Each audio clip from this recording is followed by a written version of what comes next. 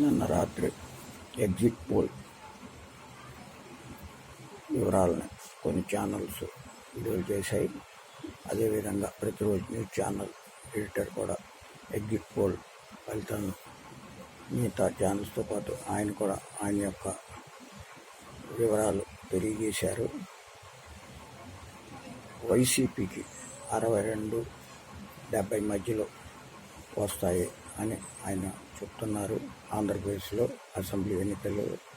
అదేవిధంగా టీడీపీకి 95-105 మధ్య ఉంటాయని కూడా చెప్తున్నారు. జనసేనకు 15-10 మధ్యలో ఉంటాయని కూడా చెప్తున్నారు. బీజేపీకి 4 కానీ 5 కానీ స్థానాలు వస్తాయంటున్నారు.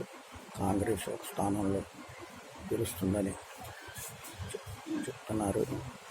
అదేవిధంగా పార్లమెంటు ఎన్నికలు వైసీపీకి 6-8 మధ్యలో ఉంటుందని అంటున్నారు.